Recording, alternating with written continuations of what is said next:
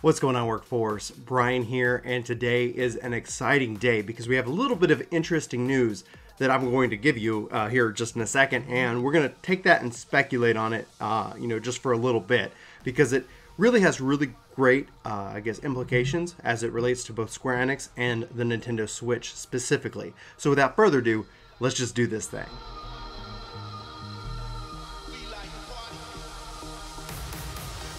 Alright guys, like I said, Square Enix is devoting a whole division to the Nintendo Switch.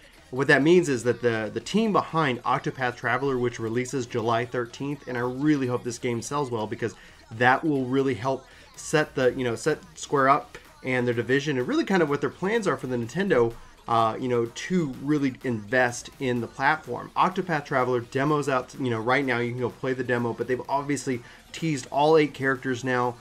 With a very interesting, job system that really, it feels very Bravery default, but at the same time, a very visual evolution. The graphics are gorgeous. I cannot praise this game enough. I've talked about it a lot, and sometimes I don't feature, obviously, footage of it because, namely, Nintendo, is kind of a little bit weird when it comes to YouTube and their game properties. So as far as it goes, I plan to continue to talk about Octopath Traveler. I plan to pick it up on July.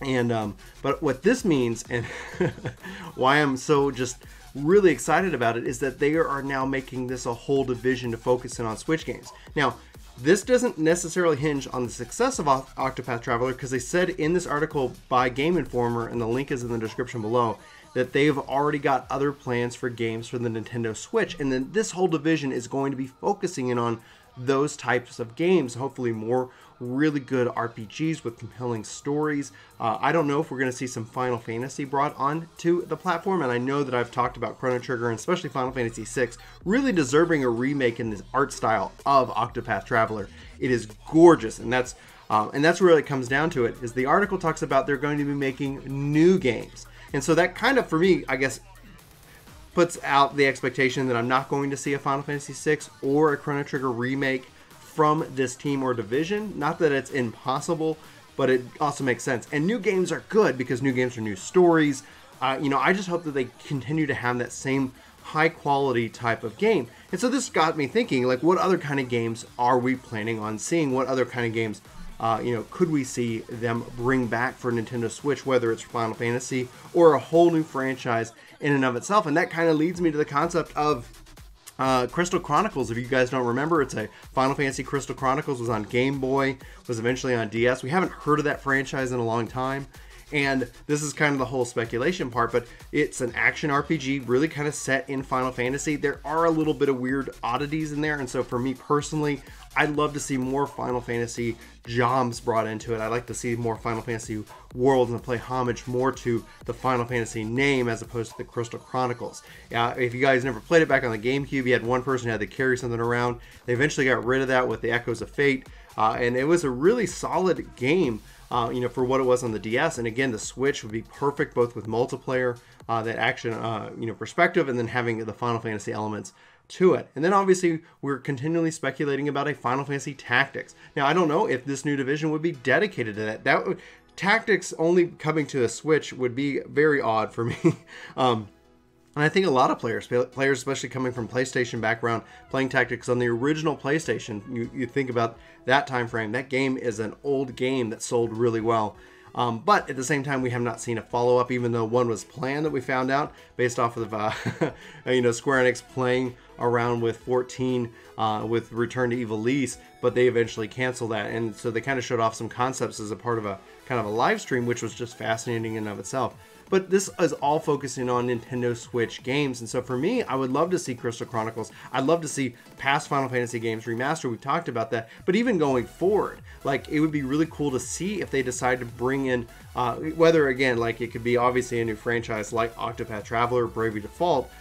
Those feel very Final Fantasy-esque, minus a few differences. But man, imagine if we were able to see mainline dedicated Final Fantasy titles. And this kind of comes to the point where we're talking about Final Fantasy 11 and 14.